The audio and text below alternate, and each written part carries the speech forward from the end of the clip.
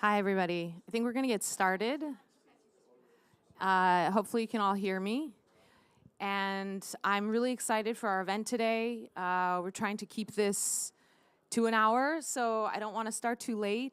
Why don't I introduce myself first? I'm Jennifer Chow. I'm Senior Director of Climate Resilient Food Systems at the Environmental Defense Fund. EDF is hosting this entire day of events, including this morning's. We really believe that this water-food nexus is a priority. So we're starting the day off with this event. We're ending the day with a joint food and water reception at the Water Pavilion. So I think just a really nice bookend to really elevate the issue. And then, of course, the presidency has made this the Food, Ag, and Water Day, which is great. So I think through the panel presentations and the discussion we'll obviously open up a little bit of what the issues and barriers and hopes we have are too. What I'm hoping with this session is less of a what, less of a sorry state of things, and more of a progress, what we're hopeful for, what we are doing, what the communities are doing, what we're looking to ahead. Yeah, so just really quickly, the format for today is, I'll wrap up soon. We'll have our panelists each come up and give a really short presentation, so there's some real substance there, and you get to learn about them and their work and why they're here. And then I'll bring all of them up, and we'll have just a really quick moderated panel, and hopefully some time for Q&A and discussion. Okay. So just some really quick scene setting and opening. I think we know that communities have been working together for a really long time on this dual challenge of securing food and water. Can be traced back really to the beginning of agriculture itself, and to not far from here actually, along the Nile, Tigris, and Euphrates. So we know that people then were working to control flooding, mitigate drought, and sustain farming. So this has been going on a really long time. Water has been so ubiquitously intertwined with food systems that in a way it's seemingly an afterthought. Yeah, and so it's really been treated as an unlimited resource. We haven't really thought of it in a different way. But of course, now we know that growing freshwater shortages, interspersed with more flooding events, are now the biggest threat we have to global food systems. On the other side of the equation, we have unsustainable ag irrigation, which is increasingly a threat to freshwater availability for billions of people everywhere. I don't think I have to say this. We're in the middle of Dubai in UAE, where water, of course, is an issue, and to get water actually requires quite a lot of energy since it's all desalinated water here. So despite the obvious interdependency of these two, they're largely managed in silos, right? So we've got very limited coordination, very limited collaboration between these respective stakeholder groups. We have separate SDGs for water and food. We have separate pavilions, of course, and separate negotiation processes. And so that's really one of the reasons we're holding this session today, really one of the reasons we're collaborating with the Water Pavilion to really make this more of a joint endeavor, and why we have you guys here today, and why we have all of you here today. I think that's all I want to say. Our panel this morning is composed of scientists, indigenous knowledge holders, farmers, representatives from development and private organizations. So I think we've got a really good taste broadly across sectors. And again, like I said, panelists, of course, will discuss challenges, but really, hopefully, focusing on opportunities and focusing on what's possible. Okay, I'm gonna let you guys listen to the actual experts.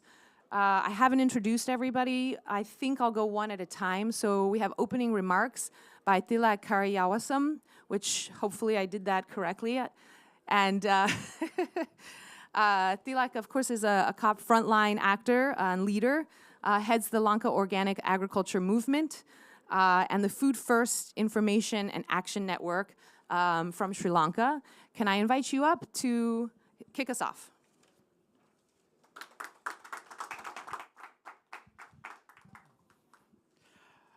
Very good morning. I think it is a pleasure to be here with this great panel and the program. Um I think I want to start with the small story back with my background where I coming from. I think it can justify also IMI because IMI is based in Sri Lanka. Uh, we had the what we can say that it is as Jennifer said. I think it is second to the Nile and Mohenjo-daro, Harappa civilization. It is kind of a hydraulic the culture from the beginning in Sri Lanka. Uh, we having a two part. If you are looking at our history, and we actually the country, if you are dividing to the two main climate regions, dry zone and the wet zone, and in the dry zone we started the settlements in all days. Our king used to collect all the rainwater, runoff water to the special system called tank cascade system. It's actually if you analyze it, it's just built with the runoff water from rivers the top to downstream, and it having a lot of the collection with they had a very good understanding of the purification and all other things what we are talking today. And as climate change today we are highlighting, and they had a great understanding how they should manage it. Not only that, they also start to grow the rice according to the different climatic conditions, because from the hill to the all the way to down the sea, the kind of spread the river plains, and they did with the 8 feet height rice varieties, which are 8 month varieties. It is goes until uh, uh, even the flooding happen. It still can grow, and sometimes they used to cut the boat to harvest it. And I know that is not only us, even some part of US also having similar the kind of the situation where they having these wild rice varieties which are growing under the flooding situation in some areas.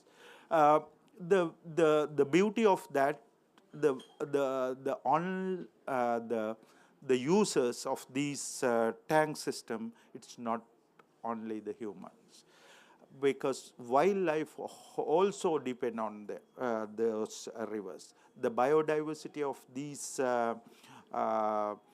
the tank system or the cascade system feeded very well into the different the users. Even the at that time we are not talking about the chemicals. Even the people used to go into the paddy field and get the water from there. They have drink. But the problem is today that we having the pollutions. With these thing, we directed into the kind of difficult situations in the different part of the country. Now we having extreme weather events, and our communities can't be face into those different extreme weather event, either flooding or the other either drought. That is what really we are talking about here. The policies which are directing, because in the old days these water was used as a public property. There are no the people who can't use in a way the as a private property. They all had a kind of a customs, and where they can't pollute. If somebody is polluted, and he has a fine by the community, and even if they have done a kind of the management with the canals and everything, and they have when the drought come, they have to desilt in the portion where what they are using the water, because if not, it's a natural management. The due to the different weather event, it is getting the silt. The desilting is as a community share system. They have to cut the particular portion and take out from that tank, and that is a kind of the really the sustained system. It went up to 2,000 years with the different management, that traditional level. But when we introduce this different administrative systems and all that, it went in a wrong direction. But still, there are when we have formed the irrigation department, now the different the what is called the policies is directing how to people to get in as the public property, because today most of this tank system is supporting to the mainly with the drinking water. Not only the farming, also the fishers are using it, because it is integrated system, and all are facing this problem today because of the drought situation. Therefore, I think this is a great opportunity with this system to get analyze how the people were managed with the kind of climate, the community involvement with their different directions, and the problems what we are facing today, the mainly with the community solution. We can see when we get into the field, because most of the farming communities are today either they are getting problems, either flooding or the scarcity of water. And if as a story, if you are closely looking at this the system like cascade system, how it feeding, how it is desilting, how it is managing with the drinking water, how it is managing with the fisheries communities, how it is managing with the drought situation, it is a very good lesson to us. I will start with this lesson. I think the different experiences, how it is managing with the different level, we'll hear from our great panelists. And this is, I want to highlight as the very small case study, the farmer who want to go into the practice, and this the cascade system can learn much more the directions with the how to manage water in different countries or different region in the world. Thank you very much.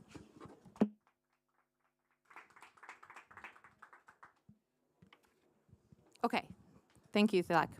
I will now bring up Michael Kotutwa Johnson, who is with the University of Arizona. He'll introduce himself more, but also with the Hopi tribe, and has a very interesting background.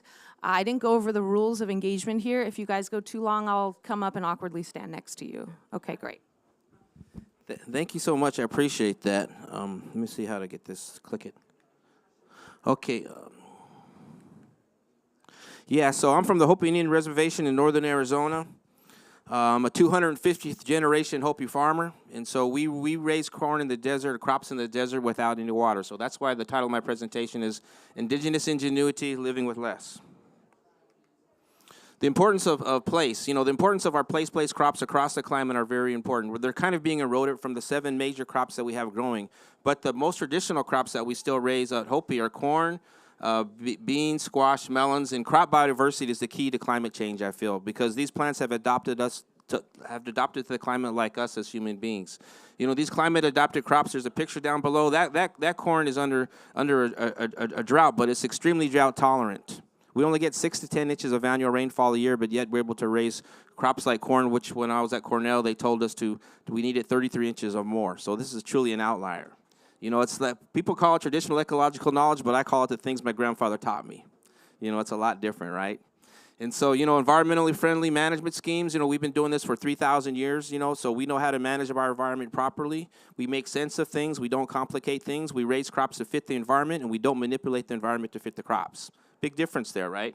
Okay, it's also generational knowledge. This knowledge has been passed down from generation to generation. So Hopi ingenuity, non-irrigated agriculture. So how can we possibly raise things in a semi-arid environment with less than 6 to 10 inches of annual rainfall a year? Well, that's a very beautiful thought process. So look at the corn, how it's thriving. We plant on areas that are conducive to bringing new soil moisture, new management techniques, and therefore we can have a crop year in and year out. So indigenous regenerative agriculture, that's a word that's being thrown around a lot. Regenerative agriculture. But without the values, without talking about the values, it's right there, adapted for survival, which are supported by culture, belief systems, and community, incorporated over millennia. We talk about regenerative agriculture, but we don't talk about the values, and I think that's something that's missing in what we're doing here. We cannot solve a solution unless we change our thought process. We can Band-Aid it like we have been, but it won't get solved. And so indigenous regenerative agriculture, and as a PhD, I'm able to redefine things, right? So that's important to me. And so, like I said, I come from the University of Arizona. We also have the Indigenous Resiliency Center there, which focuses on the nexus of food, water, and energy. And so that's the big part of what my studies are. So what I was talking about relationships, this is a quick close through. Indigenous values focus on the relationship with nature. The relationship with nature. And what better way to do this than in a picture? So if you look at my stone house that I've been building for about 20 years now, when I was building my house, there was a bird under one of the awnings, and he was building his house out of stone too. See the relationship there? We're learning from each other. That's just, in a way says it's all. We're learning from nature, and nature's learning from us. Isn't that the beauty of it? And so that's pretty much my presentation. I'm at the University of Arizona. Once again, I'm a professor there, assistant professor there, assistant specialist in the School of Natural Resources and the Environment. Thank you very much.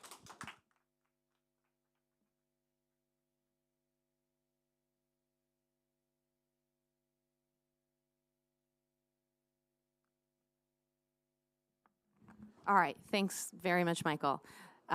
Next, I'll be calling up Anna Muta, who is the country director for Laos with SNV, Dutch Development Organization.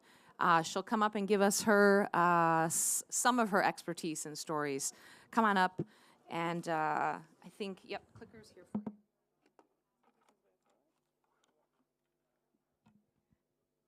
Good morning, everyone. I hope you can hear me clearly. I think I need to move this. Okay.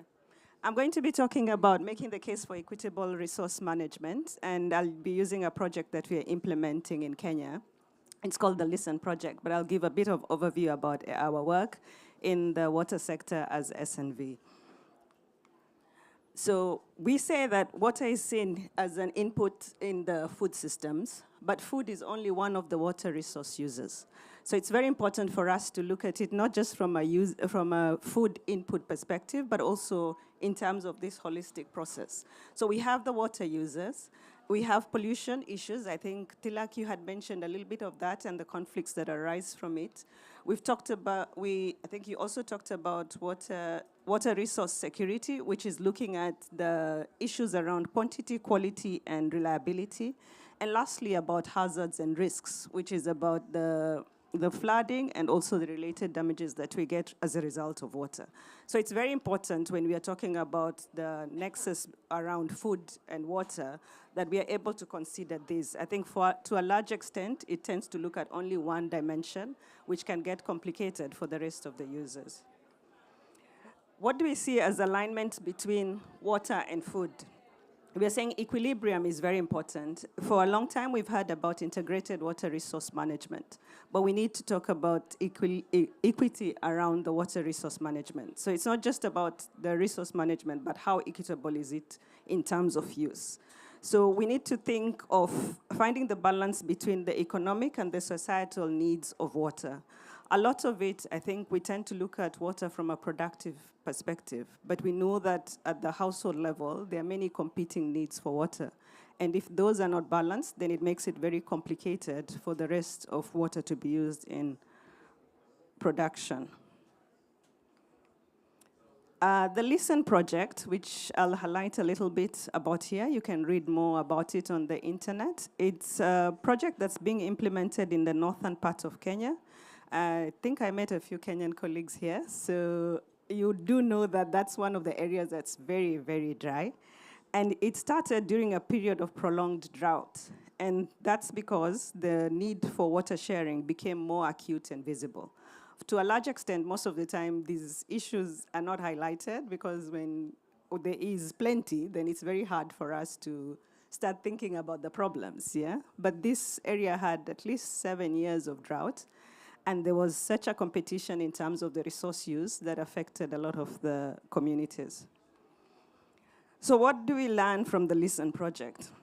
When you're talking about water nexus, there are two things or two aspects that we have to look at. One is the technology.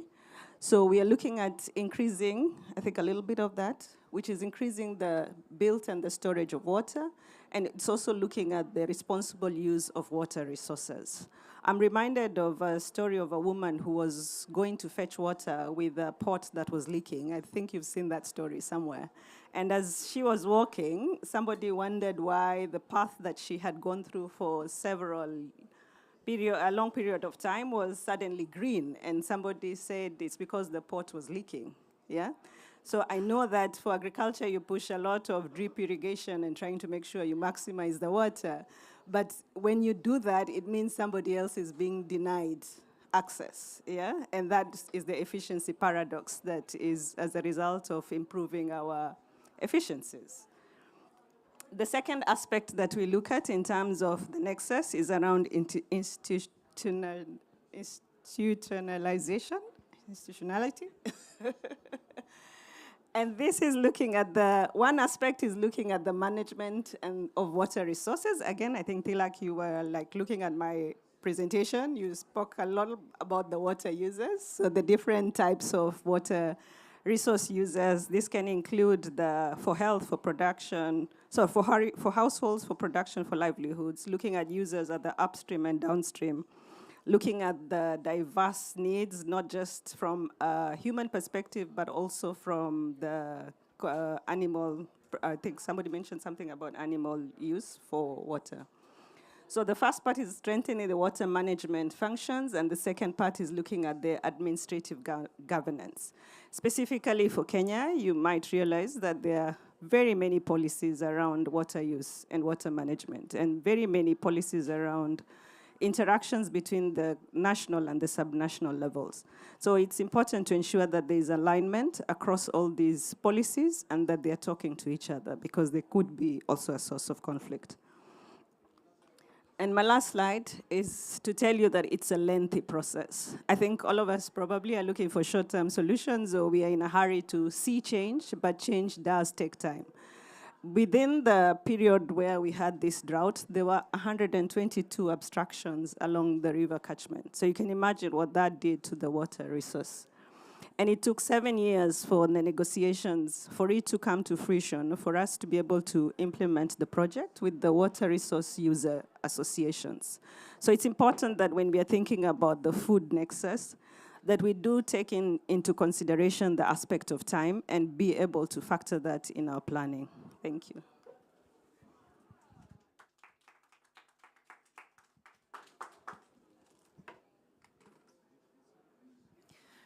Okay, thank you very much, Anna. And I'm just going to give a tiny editorial. I was in a small group discussion the other day, and because Anna was talking about Kenya, I thought it was really interesting. Somebody mentioned that, Kenya has a plan for focused on its forests, but it's actually 70% grasslands and drylands, right? And we have such a big focus on the forest side of things, and we don't really think through, in some cases, well, how much of a country is actually forest versus grass and drylands, and how much is that part of our dialogue and part of our policies when we're talking about food or any other nexus?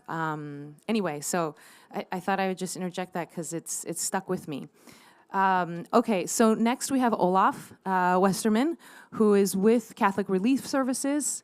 I forgot to frame for Anna that she, as became a parent, comes really from the water side of things, and Olaf comes really from looking at the intersection of natural resource management, climate, of course, and poverty. And so we'll hear a little bit more, of course, from him.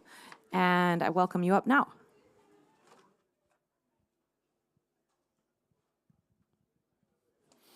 Thank you, Jennifer, and good morning, everyone. So I would like to take you on a journey we have with CRS, and really talk about how we are piloting scaling initiatives to increase adoption and soil and water management for increased food security and resilience. And let's see how this works. Yeah, so the goal is really to put 1.6 million hectares of degraded land under restoration to benefit 1 million farm families. To increase yields and also food and water security and resilience. However, as this is a scaling initiative, the focus is really on achieving this through collaboration and support to others, particularly more permanent local actors, so that we can do less of the direct implementation and we can have more sustainability. Our approach is to scale up proven practices. We've heard a lot about proven practices that already exist. So we really address these productivity constraints, water scarcity, food insecurity, and also climate risk. These approaches are the ones that you see on the screen. So dryland regreening, what we call water smart agriculture, watershed restoration, and multi-story agroforestry. And I'm going to give you 2 examples of this in a while. But first, quickly, to take these practices to scale, the focus is really on identifying and addressing constraints and initiatives in the enabling environment and in systems. So for that reason, we have what we call a 4-phased iterative scaling approach, where we really need to refine models and build evidence with partners, which is critical, but also internally we need to build capacities and expand. We need the adoption and ownership by these local permanent actors, and we need coalition building and also collaboration. So just to give you an example of this, I will show you from our water smart agricultural approach in Central America. So I'm going to show a video that really shows an example of how, if you want to bridge soil, water and food, soil management is a critical and essential element to that. So as we say, you really need to manage soil to manage water. So please show the video. Imagine you are holding a solution right in your hands that could reverse the plight of small farmers across Central America and beyond, whose lives depend on rainfall. A solution that could save water and restore soil, increase yields, revive communities, reduce migration, build prosperity from the ground up. This is Water Smart Agriculture, Agua y Suelo para la Agricultura, or ASA, the practice of managing soil to manage water to improve yields, sometimes in just one harvest, with methods that are practical, inexpensive, and long-lasting. ASA is cultivating the future for small-scale farmers and those who depend on them for food. By sharing this proven approach to maximize water, our mission is to collaborate together with governments, scientists, and local leaders and organizations to build a network of knowledge and resources that serve a critical mass of farmers and their families. We want to build momentum and inspire a movement to adopt water-smart agricultural practices around the world, working with communities to develop customized solutions for them, by them, and with them, by increasing water absorption and retention in the soil, stopping erosion, using cover crops to protect soil, and fertilizing with the right dose at the right time, all to get more corn, beans, and coffee for every drop of water. La comunidad es una de las comunidades más secas. Siempre tenemos problemas a veces de sequía, a veces de mucha lluvia. Aparecen ataques de plagas y enfermedades. Con este proceso de aprendizaje podemos amortiguar o estar un poco preparados para ciertos cambios que pueden ver dentro del clima. Central America and Mexico are already seeing the promise of water-smart agriculture come alive, putting food on tables and returning stability to farmers and their futures. Estamos aprendiendo mucho para poder hacerle frente a lo que es el cambio climático. The solution is right under our feet, and the way to spread the word, harness the power of nature, and reduce poverty is right at your fingertips. Find out more about how water-smart agriculture brings prosperity from the ground up. Next slide, please. Yeah, so I apologize for the people who couldn't read the text in the bottom. It was a bit low. But we are also working on landscape level, so watershed management at landscape level, really to increase the impact and have a broader and more sustained impact, for example, in relation to recharge water tables, flood risk reduction, and also adaptation to climate change, all of which are critical to food security and water security as well. And as an example of this, in Malawi, we did work in one of these watershed management projects. And out of 19, during a drought, out of 19 communities, out of 24 communities, 19 didn't need food aid. And before the intervention, women used to fight over water at the village wells. But after the intervention, the wells, we were told that wells didn't run dry and that the water was flowing in the streams more perennially. So this is just examples. Oops, so that is mine. And finally, I will just say, for these initiatives to go to scale, we also need policy frameworks that can address these constraints and incentives in this enabling environment, also bridging practices with the broader context. And one example of this is this continental level African Union Soil Initiative for Africa, which is led by FARA and supported by CRS, is really trying to address that policy issue and getting that perspective as well to operationalize practices within this policy framework. Thank you.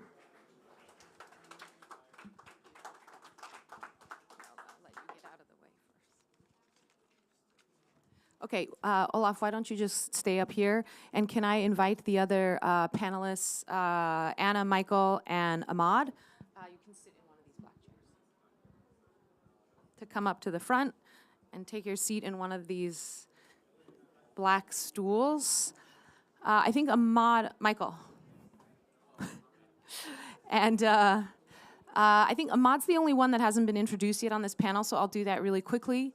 Ahmad Bahalim with the Gates Foundation, longtime ag and food expert, and in the multilateral space as well. Of course, our title says financing. You may jump to the fact that obviously he's with a well-known foundation. He'll give us his interesting perspective on financing and sort of the policy interlinkages to help us advance water and food. But first, I'm going to turn to Michael. Given time, I will only go through once, so I'll ask you guys maybe a couple questions. You can decide how you want to answer them, and then we'll quickly turn to the audience. Actually, and then we'll wrap up with Rachel too. So I'm definitely going to leave time for Rachel to close us out. From Imi, who I will introduce properly later. Okay, Michael, so obviously you've worked on water and food issues from both an academic perspective as well as an indigenous perspective. Can you give us a little more color as to where you found areas to build bridges between the two? Oh, right, yep, you can't do that without a microphone. Here you go.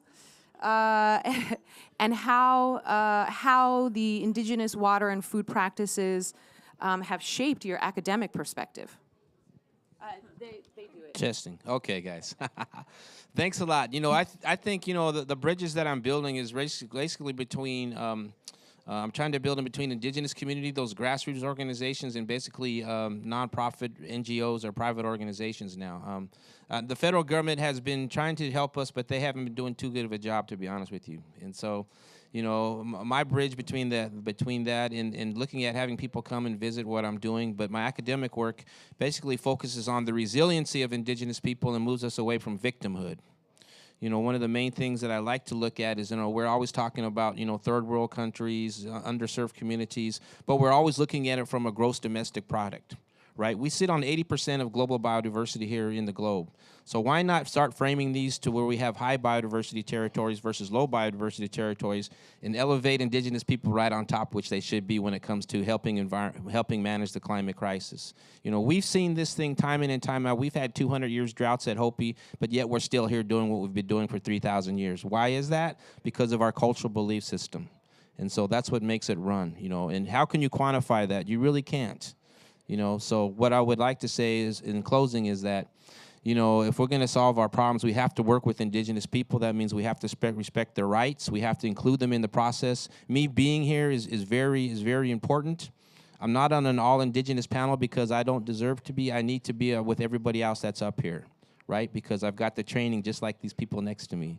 And so I'm just glad to be here. Thanks a lot. Thanks, Michael. So clear and succinct, thank you. And we're lucky to have you on our panel. Anna, I'm going to move to you and ask you to describe SNV's work. You mentioned the Listen Project in Kenya and how that project works on the integration of public and private partnerships, collaboration across ministries responsible for water and food. Give us some lessons you've learned, again, in this theme for building bridges, but between public and private, and some policies that have been instrumental in achieving change across the water-food nexus. Okay, thank you. I think the policy one is a bit wide, so it's very hard to think of specific policies given the diversity of the countries that we are working in. I'll focus more on the lessons that we have learned in terms of implementing the water activities. Yeah? Did I get that right? Yes. Okay. So in terms of looking at water, I mean, I think from the water sector, we tend to look at water with the 4 dimensions of water: hygiene and sanitation, and also, importantly, looking at behavior change component.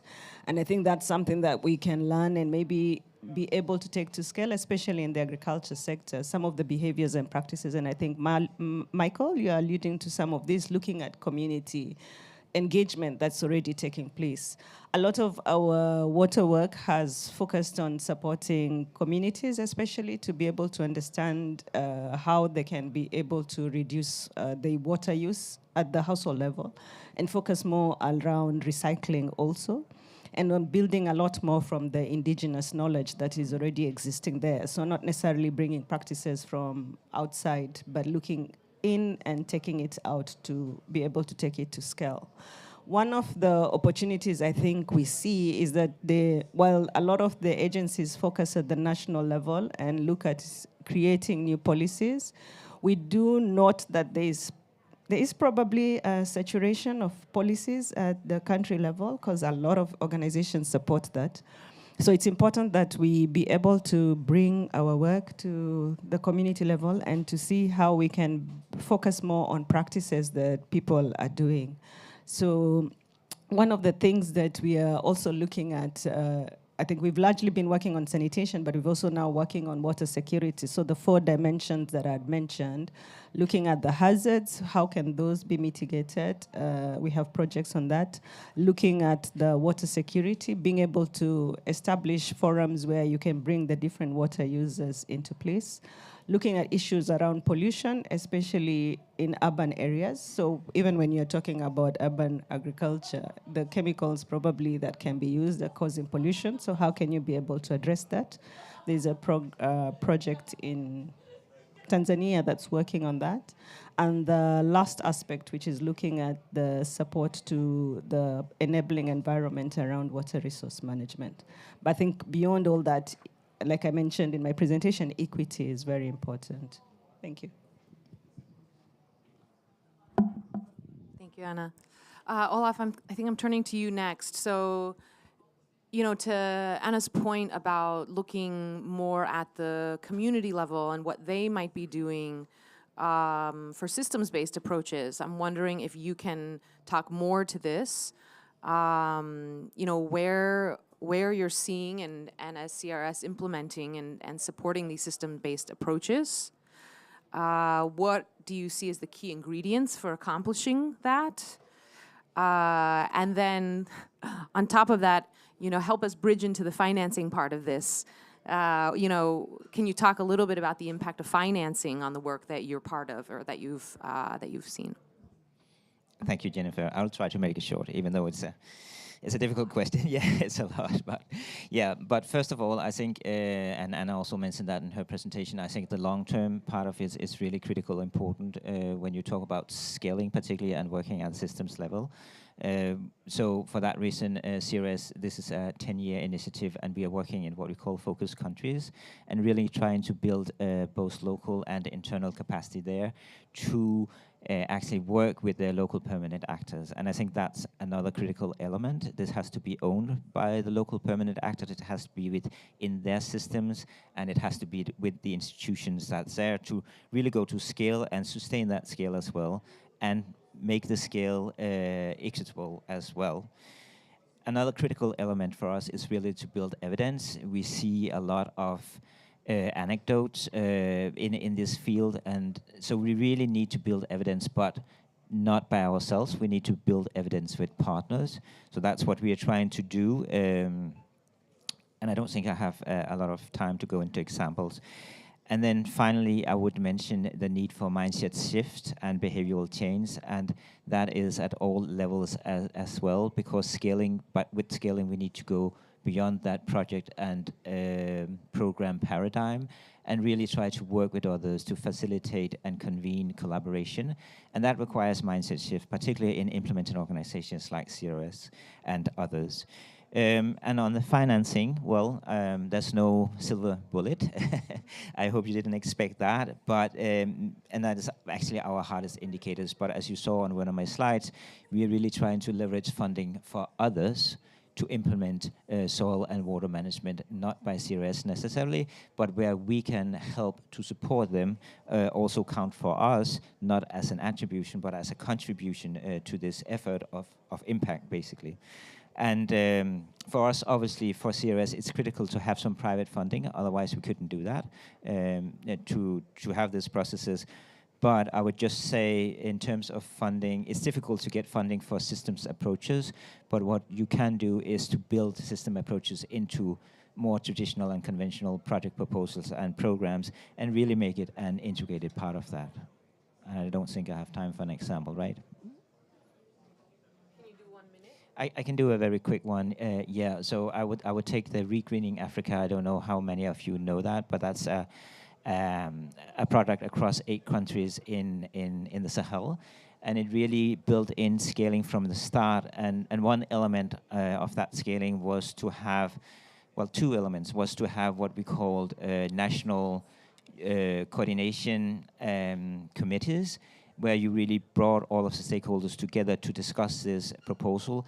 And in relation to that, we had what we call joint reflection and learning missions, taking all of the stakeholders to the field, having 1-week workshops where we really look at the data year to year, and then decide on what are the gaps, what do we need to do in terms of adaptive management to really take that forward. Great, thank you so much.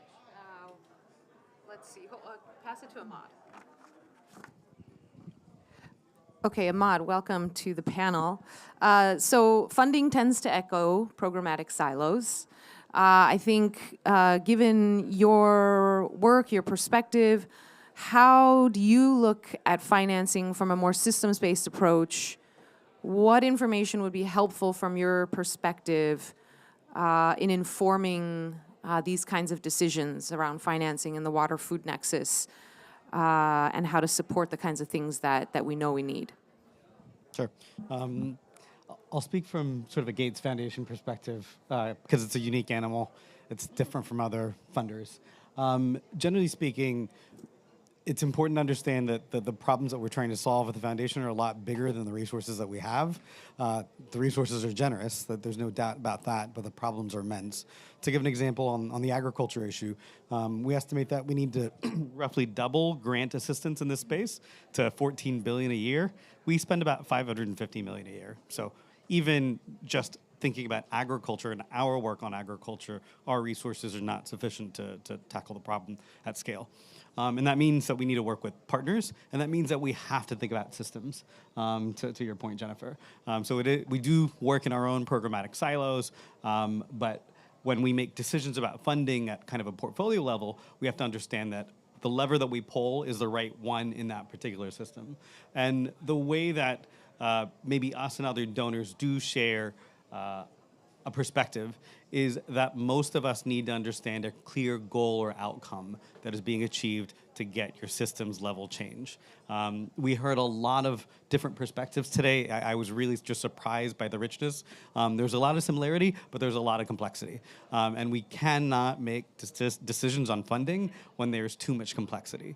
So we need goals that are specific, that are measurable, that are realistic, and that are time-bound. And if they come from the community after having gone through the exercises of evidence, data, having measurement systems, et cetera, the things that we heard today, then it becomes easier to both get more resources in that area in terms of working with other funders, but it also allows us as individual funders to make our decisions. Thanks very much, Ahmad. I think that's a really useful perspective for this conversation, but for many of the conversations we have here. I'm going to give Rachel plenty of time to close us out, but I also want to see if there's maybe a couple questions from this group first. Yeah, go ahead. Okay, we've got two there. That might be all we have time for. And I see Joshua here in the audience who I'd love to give him a minute as well to share some of his personal experience. So why don't we take these two questions and then I'll go to Joshua. And okay, third question, and then can we please be brief?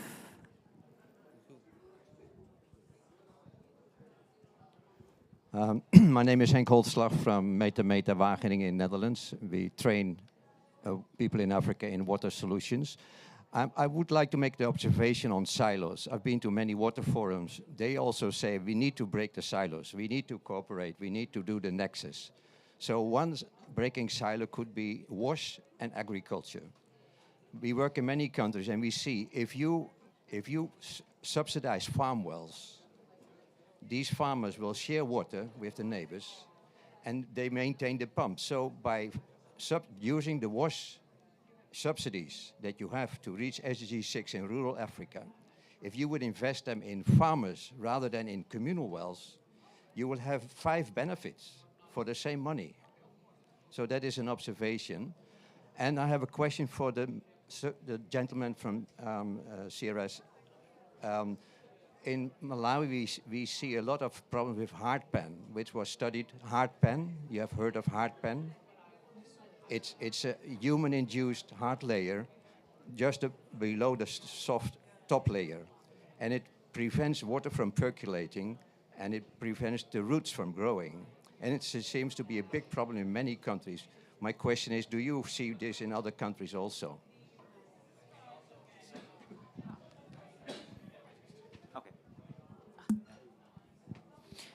So just to respond quickly, yes, absolutely. We see it in many countries, particularly in the Sahel. So, and one of the practices that we do there, I don't know if you've heard about Sai pits and demi-lunes. I actually think that Anna showed examples of demi-lunes. So it's basically breaking that hard pan and then adding. So for water harvesting, you dig a small hole and then you add some kind of fertilizer. It can be a compost, it can be manure, and then you plant in that because you water harvest and you increase nutrition. It is often, particularly Sai pits are very labor intensive, demi-lunes are a bit less, but you really collect that water, you break the hard pan, and then you can start recover the degraded land, and actually some places you actually see that the value of that land goes up, so people start to buying that land, and that can become a sort of a land grabbing problem in some places.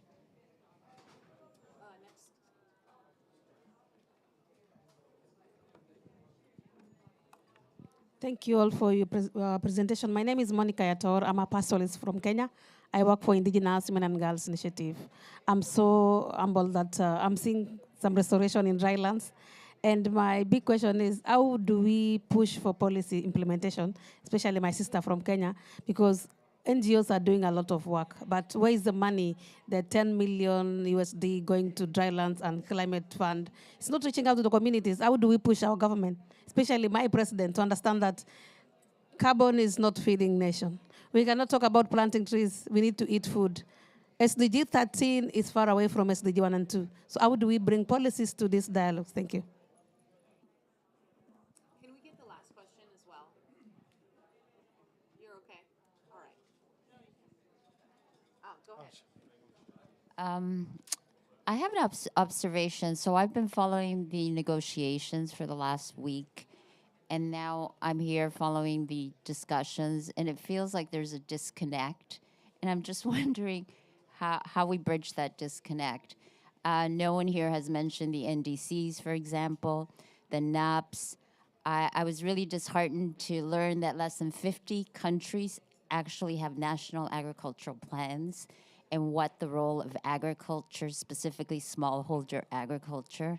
We know that smallholder ag receives less than 2% of climate finance. So I'm just curious, like, how we're bridging those conversations. Thank you. Thank you. Maybe Rachel can add some color to this when she comes up too. Anybody on the panel? Well, maybe we start with Anna, since there was a question directed at you. Yeah. Interesting question. I think I get very emotive also discussing how finances are ending up at the high level and did not go to the grassroots. I think at breakfast I was having a conversation with my colleague about, we are all complaining about the donor world, but what about domestic revenues? Where are those domestic revenues being invested? How are we pushing communities to be able to ask for more accountability around the domestic revenues? And I don't have a direct answer to say that this is how you can do it, but I think it's important that when we are putting these issues at the table and requesting for more financing, that we also hold the governments to account, and not just for them to sign nice statements here at COP or in any other national global coalition, but really like these issues are taken down to the communities and they understand what their governments have signed up for, and be able to push for that accountability. For a lot of governments, especially in Africa, they are highly decentralized. So there is an opportunity to engage with the local councils, the local governments, to be able to ask for more accountability in terms of how these local revenues are being used. And I think there's also a push for the rest of the global donors to also push for this accountability, whether it's shilling for shilling or it's dollar for dollar. There needs to be some accountability mechanism that's being pushed by everyone from all sectors. So I don't have any direct answer, especially for the Kenyan government, but I think we can do better. Yeah, and to address the question that you answered about small farmers, in my mind, we need to focus more on the quality of things that we're producing. That brings in more small farmers because, I'm a small farmer. Our crop density, our nutritional density on our crops is off the charts. We get 10 more times minerals from the kind of corn we produce and the stuff you're buying in the supermarket. So we need to start focusing more on quantity. Right now, we're focused on quantity and efficiency, and that's not working well. So to bring small farmers in, we need to focus on quality, and I'll give it at that.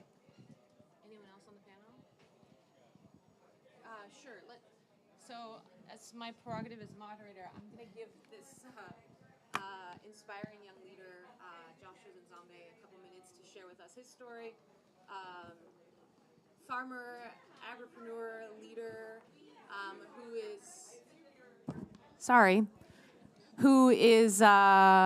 who's experiencing these issues of water and food right now, and maybe you have some reflections, but I'll ask you to be kind of fast. Yes. Thank you, Jennifer, for...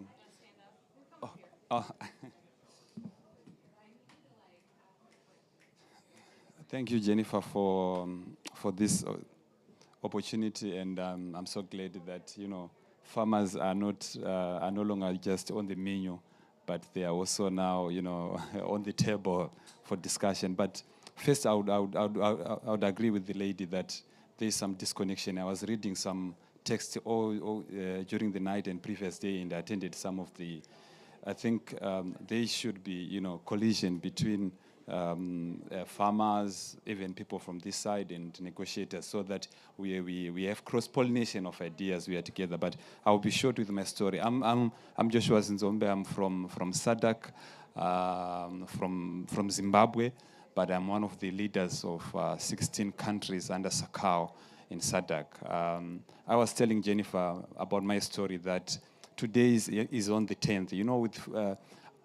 As farmers, we work with days and hours. Today is on the 10th of December, and we were supposed to plant on the 10th of October, from 10th up to the 15th of October.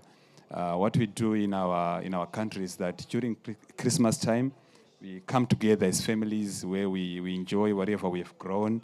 I was telling you that if a visitor comes or just during holidays, we prefer, or it's in our tradition that we take our harvest and enjoy as a family.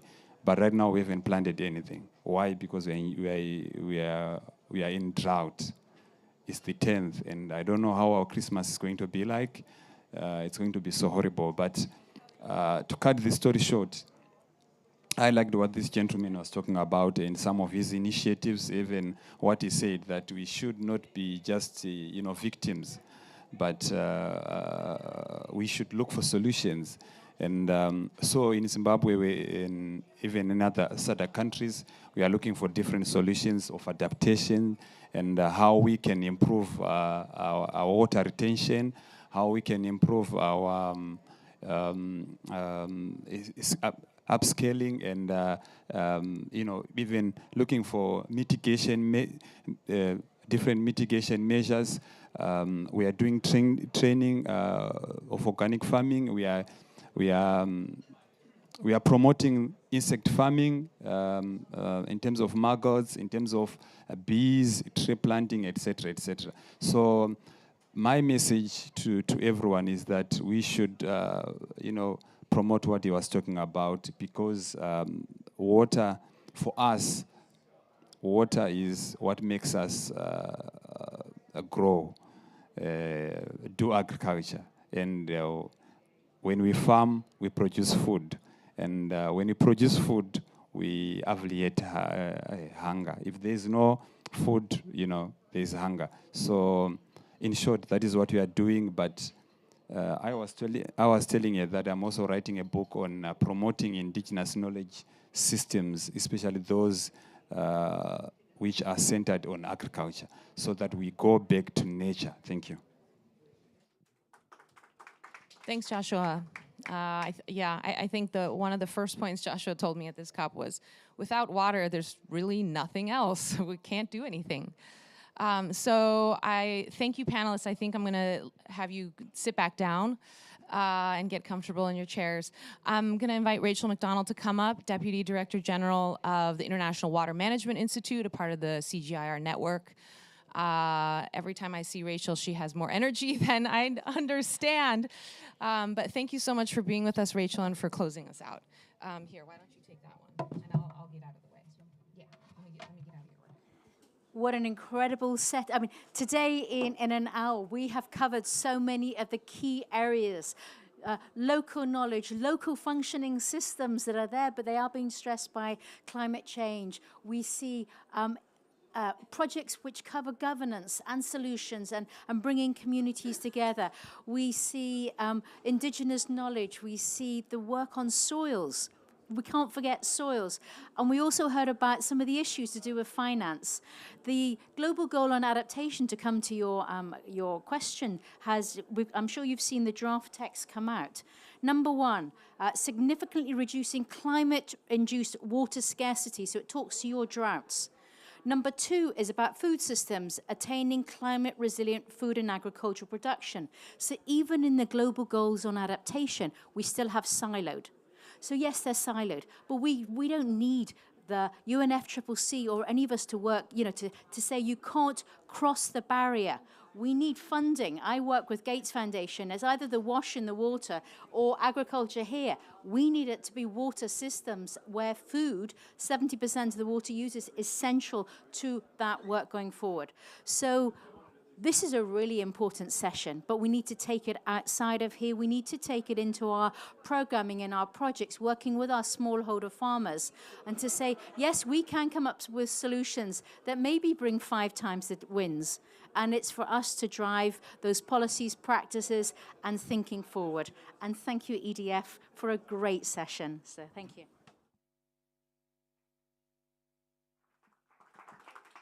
Well, thanks so much, Rachel. And I think we're pretty much on time. Thank you all for participating and for your questions and for the dialogue. And thank you, panelists.